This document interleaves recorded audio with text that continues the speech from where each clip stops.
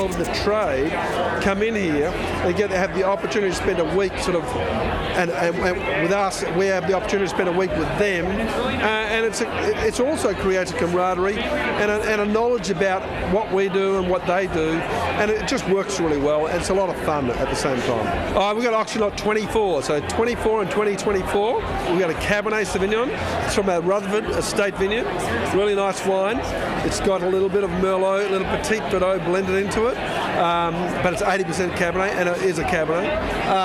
It's interesting wine. It's actually been barrel fermented. It's a really nice wine. Typical Rutherford structure, yet good grace, good charm through the completion. So we're kind of excited about it. Well, it's from a great vintage, 2023. It looks like one of the best vintages we've seen in a while. And it's a Sauvignon Blanc, but it's got Semillon and Muscat that's interplanted in the vineyard. And that's important. Those are, I think, essential ingredients to a good Sauvignon Blanc. So, and I've been getting compliments from having a white wine here. Primarily what you'll see throughout the barrel auctions are red wine. So we're very pleased to have the 23 available as a Sauvignon Blanc, and it'll be bottled in April. And off we go to the races. For today, I'm working with 1111, who I've been working with since they opened, which was 11 years ago. 1111 is a great winery in the Oak Knoll area, right actually in the city of Napa, that makes incredible estate-growing, single vineyard, single varietal wines. We have the 2022 Sunspot Vineyard, which we've been making since the beginning 28 years ago of the premier Napa Valley wine auction. It's one of the highlights of the state of Shafer. Always 100% Cabernet.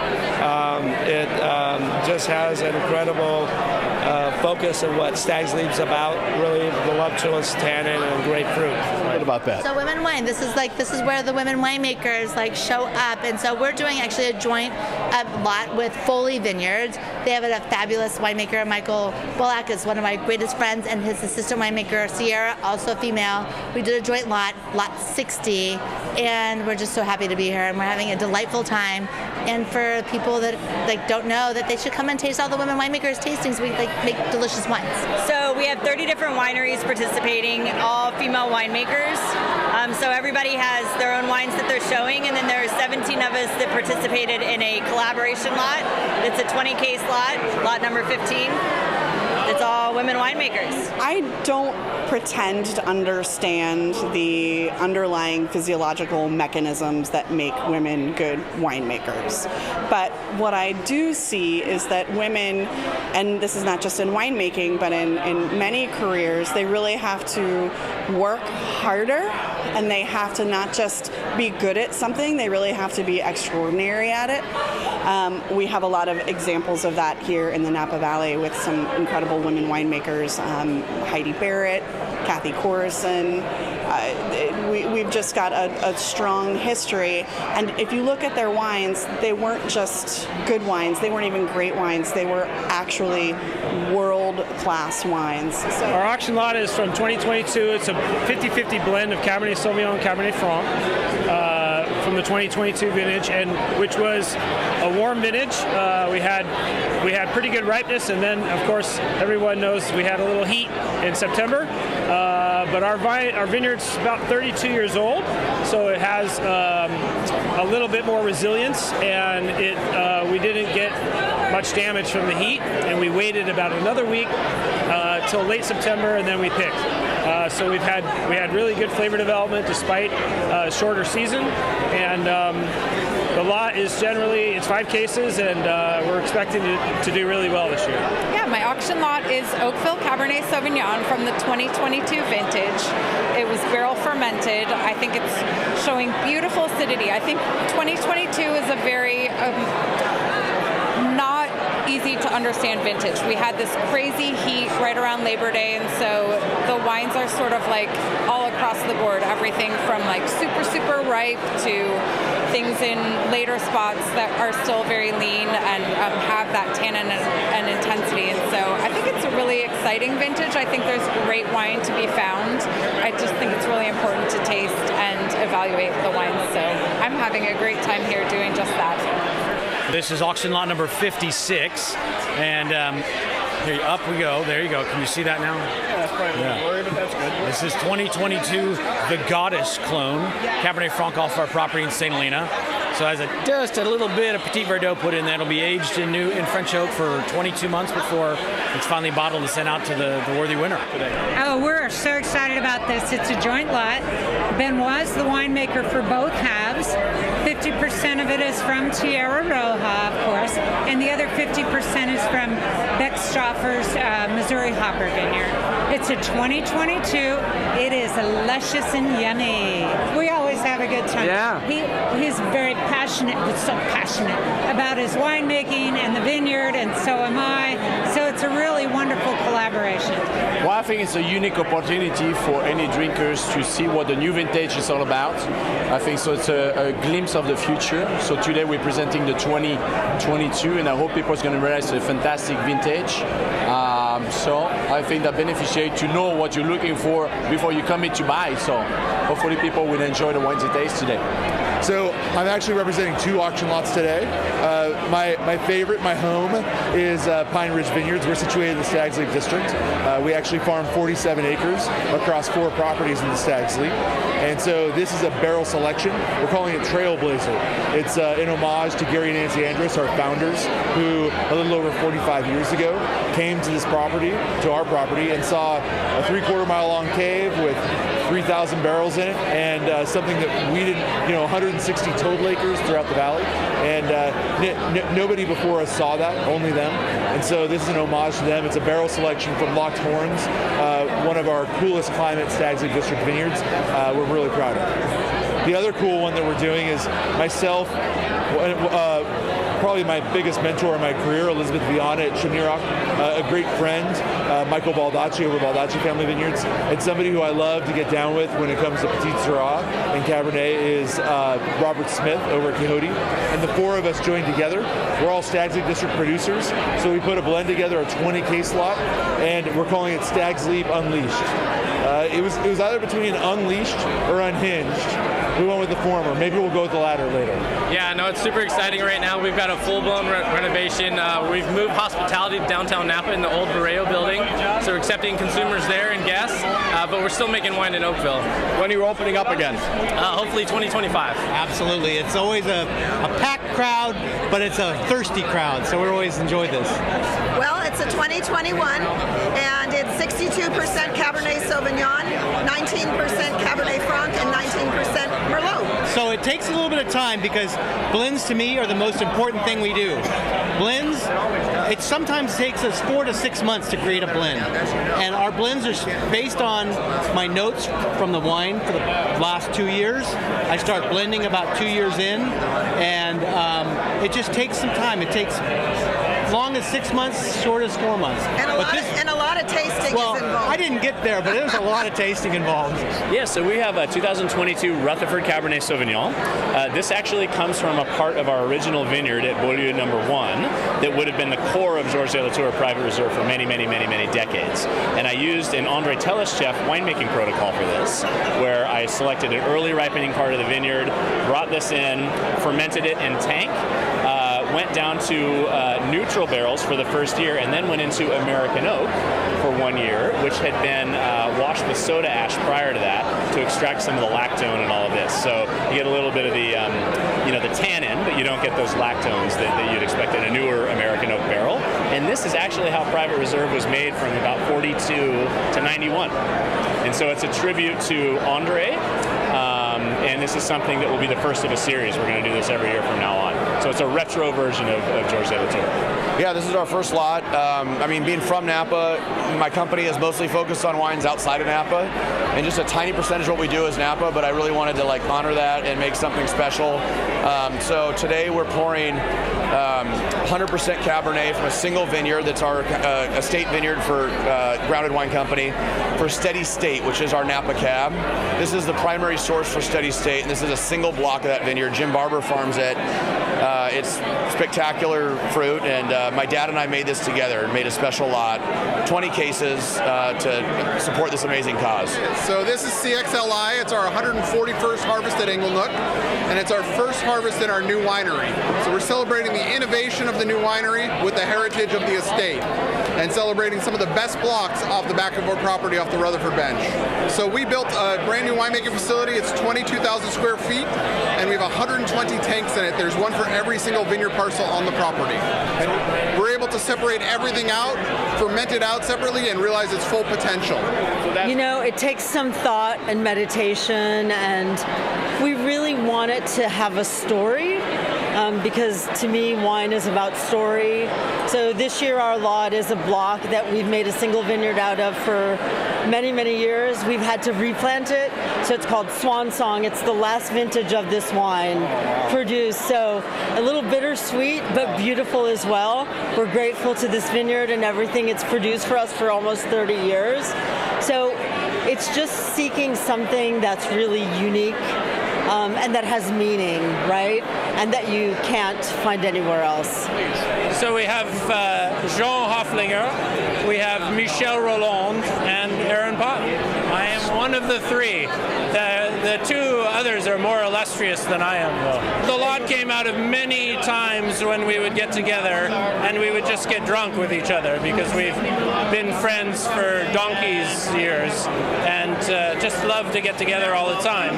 And we decided, why don't we do something serious, which is very difficult for the three of us. So we started working on a wine, and this particular lot is 2023, and it's 1/3 Oakville Cabernet Sauvignon made by Michel Roland, 1/3 Saint Helena Cabernet Sauvignon made by Jean Hofflinger, and 1/3 Cabernet Franc made from my vineyard on Mount Veeder. When you're a low production winery, it's a real artisanal expression of the sense of the valley and the appellation and the sense of place. So it's really important to be able to communicate, to be able to tell people why these small production lots are important. Because I think that the more you grow a volume, the more it changes your ability to truly fine-tune the details of what you're producing. And because of that, these small lots are absolutely key to the equation. That's correct, and we actually just launched the brand in the fall, and we are working with John Hofflinger. So this is lot number 133. It is a blend of Oakville and Rutherford Cabernet, vintage 2022, and it's fantastic. Won't disappoint. The third Wine Bible came out last year. The first edition took 10 years to research and write. The second edition only took 6 years, and this last third edition only took 4 years. So I'm getting really fast. The world of wine is now absolutely huge compared to what it was, let's say, 25 or 30 years ago. We now have big chapters on China, for example, and Japan. And in any wine book 30 years ago, there would have never been a chapter on Japan or China. Auction lot this year is the same one we do every year. It's a special bottling from the Sunspot Vineyard. Sunspot's basically the building block of Hillside Select every year. And so this is the 22 Sunspot Cabernet Sauvignon, 100% Cab, 5 cases. The Petite Sara we have. We have 2 acres on our estate property of a local clone Petite Sara, and so we do, amongst everything else that we do, we have a small Petite Sara program, estate grown. So it's 100% Petite Sara, American oak barrels, small lot, less than 500 cases, but it's something that's near and dear to what we do. Petite Sara is kind of a holdover. There was a lot more Petite Sara back in the mid 20th century, which is around the time we got started as grape growers in Napa Valley, and we consider it a heritage varietal. We have a Zinfandel program that we blend a little bit of Petite Sara into. If you look at some of the old records, the growing records, you'll see that there was a time when Napa Valley was not majority Bordeaux varietals. There's a lot of Zinfandel, Carignan, Petit Syrah, and a lot of those would come together as field blends. And so, like I say, we kind of look at our Petit Syrah program as a nod to the past, part of our heritage program. You were involved with a different lot today. You're here with Quixote, but you also were involved with this lot with Elizabeth Viana and a couple other winemakers. What was that lot? It was a lot of fun, working with Elizabeth and Michael Baldacci of Baldacci Family Vineyards and Josh Woodeman from Pine Ridge. All four of us are good friends, have a tremendous amount of respect and admiration for one another, and thought it would just be a lot of fun to make a wine together for Premier. I mean, any excuse for us to get together and taste wines, right? So for Quixote, I've got 90% Cabernet Sauvignon, 10% Petit Verdot from 2022 vintage. For the joint auction lot, that's 100% Cabernet Sauvignon, 25% Cabernet from each of us, each of the four of us. So we all came together with 2 lots of Cabernet and a couple blenders, sat down for a couple hours, tasted through at least 20 wines, had a conversation about everything, and then just picked 4 of the best lots of Cabernet, and couldn't be happier with the wine that we all put together. Well, it's Napa premiere, so I'm very excited. And specifically today, we're serving Raymond Vineyards' 50th anniversary, Ray. So that's a big deal. This is a wine you must try. So this is basically 50 years of Raymond from our estate, Rutherford, St. Helena, organic, biodynamic, crafted by Stephanie Putnam, Philippe Melka, and myself. So this is a very big deal. 50 years of Raymond. It's really... Well, it is lot number 113. It's 100% cab from our estate in honor of our 50th anniversary. So the winery was founded in 1974, so we are celebrating our history with this wine. 1974. For the record, I was not there in 1974. Fairchild Napa Valley is a collection of extremely limited production wines. We've got 6 different labels under the portfolio.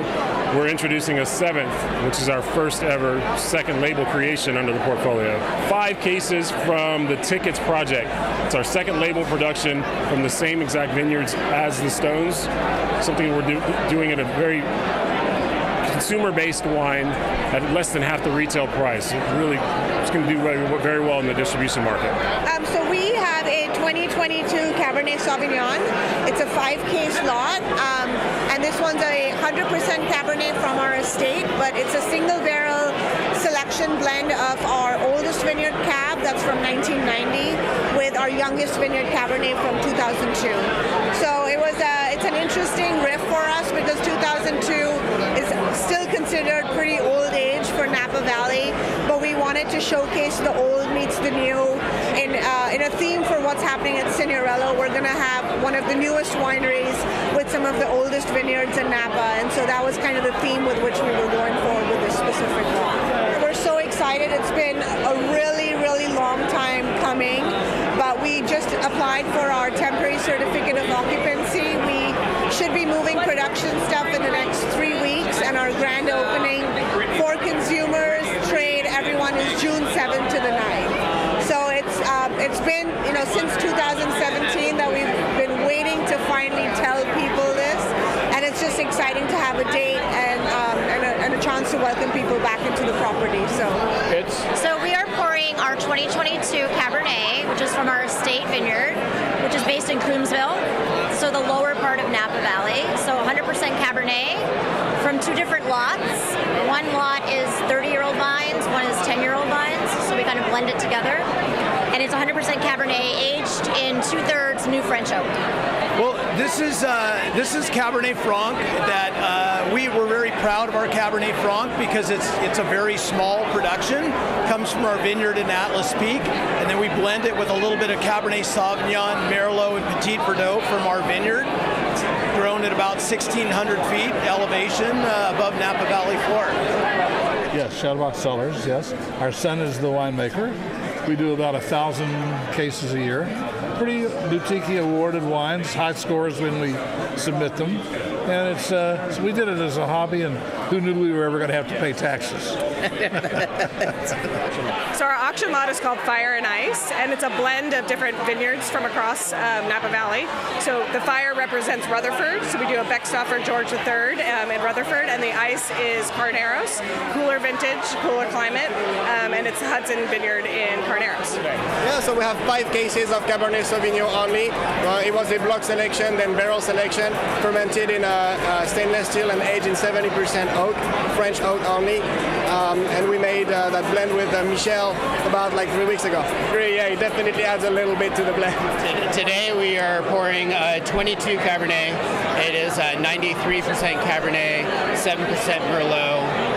It's from 2 estate vineyards in Pope Valley and about 75% new French oak. Good. Tell me, how long have you been the owner of Pope Valley? So my dad and my brothers and I purchased the winery in 1997 with other groups, and then in 2017 we bought everybody out to really bring the winery to our vision and the next level of winemaking. For our own estate, the winery is 40 acres. Our Echo Ranch on the south side of Pope Valley is 60 acres that we farm. So we're lot 62. I tell people lot 62 is one of the most important lots of the auction, next to lot 1. Also very important, the Burgess slot. So we've got, we call it the 5 of 5. So 5 of the 5 Bordeaux varieties. It's a Cabernet-dominated wine. It's all Valley Floor, which for 2022, if you're on the Valley Floor, that's where you really want to be. Lots of great camping management there. Lots of great watering during our weather events. So yeah, 100% new French oak. It'll be aged 20 months in barrel. Probably bottle this in June. It'll be unfined and unfiltered. But I'm glad you're here. I mean, what is better than Petite Syrah at 8 a.m. in the morning? Yeah. I mean, but we do have the bacon and the frittatas and things like that, and we'll leave you with a toothbrush to get the purple sweaters off your teeth. This event is for the trade. So we have the one in June that's for mostly consumers, but this is a bake sale for the trade. So distributors, retailers, restaurateurs from all over the world, mostly the country, are coming here, and we get to see them. So it's a really wonderful way to touch base with people you may only see once or twice a year. The brand has been around since 2008 when they first planted the vines in Oak Knoll District, but still kind of getting going. The winery was built in 2015, so it's been very, very small up until that point, but now our tasting room is about to be finished, and so we're still, I feel like, in the getting going phase. Very, very slow going. Yeah, everything takes a long time to wait for, for vineyards to grow, for everything to get built. Yes. I've been making wine since, college, and jobs before that when I was, even in high school. But I've been the winemaker for Tierra for 5 years. I decided, you know what, I'm going to have fun at Premier this year, and that's part of me. This is part of what Premier is. It's having fun with our community, having fun with the trade who we're partnered with, and so put together a completely different blend where it's 56% Merlot, 39% Cabernet, and then fill in the cracks with some 3% Cab Franc and 2% Malbec. All estate fruit. We're still growing all our own fruit. Dad and I have been farming together for 40 years now. So I've been doing Bordeaux blends for a lot of my life. I started doing one at Schweiger called Dedication in 2000. And that's always been left bank focused. And I love our Merlot. I've always wanted to do a right bank, but I was afraid of creating confusion. A lot of people's knowledge of blends stops at traditional Cabernet driven. I think that's all part of the whole thing about being a mad scientist winemaker. Exactly. I prefer evil genius. So today we're pouring our 2023 Sauvignon Blanc. It's 100% Sauvignon Blanc off our Walnut Wash estate. It is clone 1 off our estate, so a super fragrant clone. I mean, you just take one whiff of it and you're like, whoa, that smells amazing. It's aged in Bel Air oak barrels for 8 months, and we've got weekly botonnage and stirring of the leaves to keep that velvety texture, and it's truly an incredible wine. It really is a testament to our winemaker Christine's abilities and how she really is a master when it comes to Sauvignon Blanc. Yeah, more than anything, this was something that started as a vision. This is Spotswood's 40th anniversary, and they wanted to do something to kind of reminisce, connect with the roots and the history, and this was something that was brought up as a possibility because the two families were good friends. Jack Novak and Ray Duncan were actual actually friends at school in Notre Dame and were frat brothers, and so they had known each other for a very long time, and it was partially because of that friendship that both families ended up here in the Napa Valley and went on to start and found the wineries that they founded. So it seemed like a fun idea, and it's a nice way to kind of celebrate that kind of communal spirit, the connection in the community, and collaboration. I think that kind of it's what helps build Napa Valley, makes Napa Valley what is what it is, and so a nice way to celebrate that and kind of celebrate the friendship. And literally, yes, it was Beth Novak writing David Duncan saying, "Hey, we should do this," and David saying, "You're right, we should." Today we're pouring actually a Petit Syrah blend. So we blend this, it's called Mortar and Stone, with Zinfandel and Charbonneau. It's a pretty unusual and unique blend, but we really feel like it stands out in the crowds and makes the wine a little bit more approachable in its youth.